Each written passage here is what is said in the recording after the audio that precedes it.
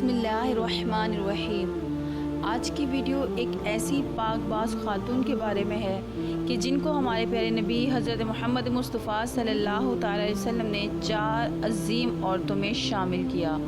وہ 4 عظیم ہستیاں حضرت خدیجہ رضی اللہ تعالیٰ عنہما، حضرت فاطمہ علیہ السلام، حضرت مریم علیہ السلام اور حضرت آسیہ علیہ السلام ہیں۔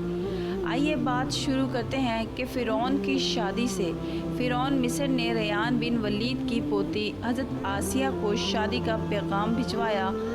یاد رہے ریان بن ولید وہی بادشاہ تھا جو حضرت یوسف علیہ السلام کے دور میں تھا، اور وہ حضرت یوسف پر ایمان بھی لایا اور اس نے حضرت یوسف کو عزیز مصر بھی بنا دیا۔ خیر، جب حضرت آسیہ کو فرعون نے شادی کا پیغام دیا تو یہ ان کے والد اور حضرت آسیہ کو بہت ناگوار گزرا، کیونکہ فرعون مصر میں پہلے دن سے ہی ظلم و برائت کے لیے مشہور تھا۔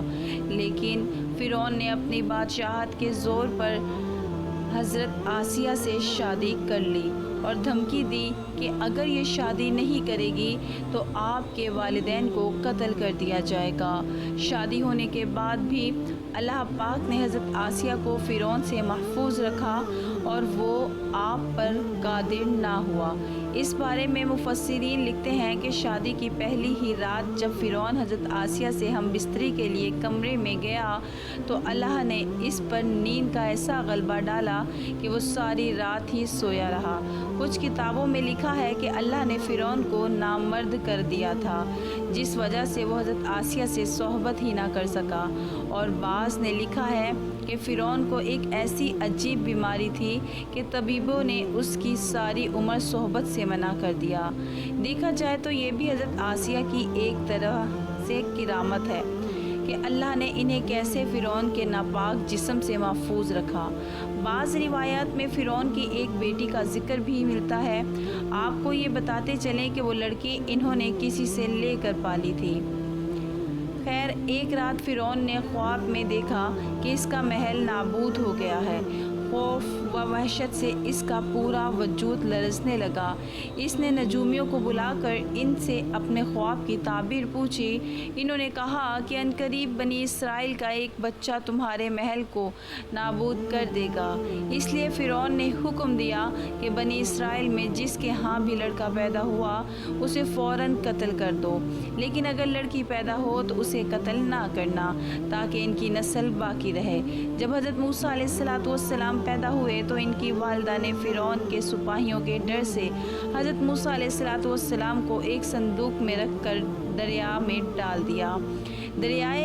دریا سے ایک نہر فرعون کے محل کے پاس سے بہتی تھی۔ یہ صندوق بہتا ہوا اس نہر میں چلے گیا۔ فرعون نے حکم دیا کہ اس محل میں لا کر کھولا جائے۔ جب صندوق کو کھولا گیا تو اس سے ایک خوبصورت بچہ نکلا۔ قبطی زبان میں پانی کو مون اور درخت کو ساہ کہتے ہیں۔ یہ صندوق پانی اور درختوں کے درمیان میں پایا گیا تھا، اس وجہ سے حضرت بی بی آسیہ رحمۃ اللہ تعالی علیہ نے آپ کا نام موسیٰ رکھا۔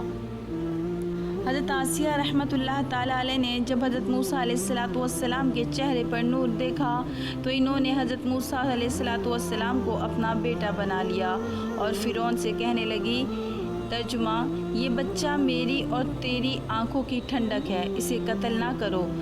نامرد فرعون کہنے لگا، اسے تم رکھ لو، مجھے اس کی کوئی حاجت نہیں۔ حضرت محمد مصطفیٰ صلی اللہ تعالی وسلم نے فرمایا، اگر آسیہ کی طرح فرعون بھی اس بات کا اقرار کرتا کہ یہ بچہ اس کی آنکھوں کی ٹھنڈک ہے تو ضرور اللہ پاک اسے ہدایت عطا فرما دیتا، جیسے آسیہ کو عطا فرمائی۔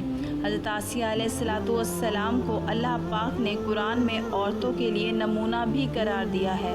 حضرت آسیہ شادی کے پہلے دن سے ہی فرعون کے ظلمانہ اور کافرانہ اقدامات کے خلاف پہاڑ بن کر کھڑی رہیں۔ حضرت موسیٰ علیہ السلام نے جب اعلان نبوت کیا اور جب محل میں جادوگروں سے مقابلہ کیا تو یہ دیکھ کر حضرت آسیہ علیہ السلام حضرت موسیٰ علیہ السلام پر ایمان لے آئیں۔ ایمان لانے کے بعد کافی دنوں تک انہوں نے اس بات کو فرعون سے چھپائے رکھا، لیکن جب فرعون نے خدائی کا دعویٰ کیا اور اور لوگوں سے خود کو سجدہ کرنے لگا۔ پھر حضرت آسیہ کھل کر میدان میں آ گئی اور فرعون کے اس عمل کی سخت مخالفت کی۔ جیسے ہی فرعون کو پتہ چلا کہ میری بیوی بھی موسیٰ کے خدا پر ایمان لا چکی ہے تو اس نے حضرت آسیہ پر بھی ظلم ڈھانا شروع کر دیے۔ روز دن اور رات ان کو تکلیف اذیتیں دینے لگا۔ فرعون جیسے کافر شوہر بھی ان کے ایمان کو متزلزل نہ کر اور ختم نہ کر سکا۔ فرعون نے بہت زیادہ کوشش کی تاکہ کسی نہ کسی طرح انہیں راہ راست سے منحر کر دے، لیکن وہ ایسا نہ کر سکا اور آسیہ بھی اس کی تمام کوششوں کو ناکام بنا کر صرف خدائے واحد کی عبادت میں مصروف رہیں۔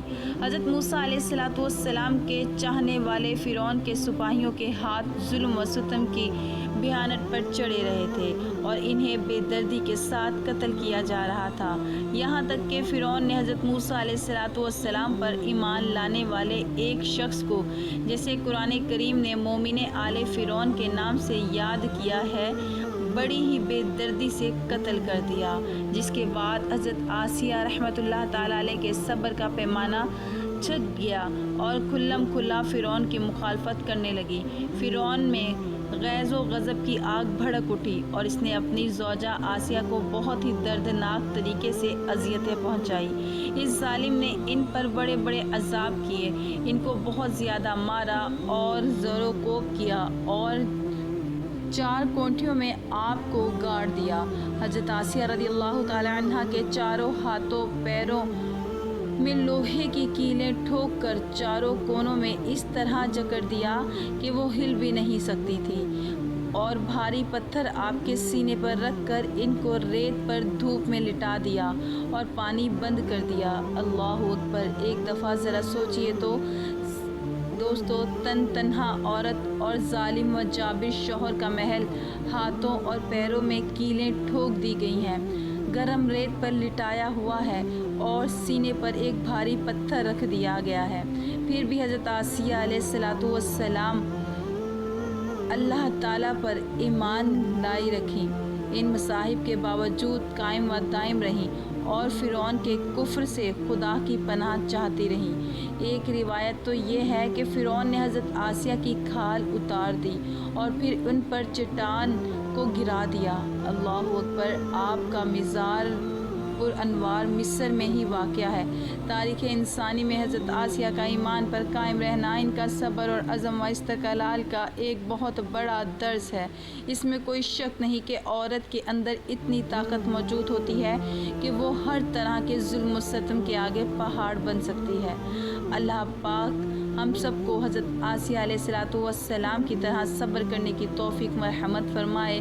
اللہ پاک سے دعا ہے کہ وہ ہمیں سب کی بے حساب مغفرت فرمائے اور ہمارا خاتمہ ایمان پر فرمائے۔ محترم ناظرین، ویڈیو پسند آئی ہو تو لائک، شیئر اور کمنٹ باکس میں اللہ تعالیٰ کے 99 ناموں میں سے ایک نام لازمی ٹائپ کیجیے گا۔ جزاکم اللہ خیرہ۔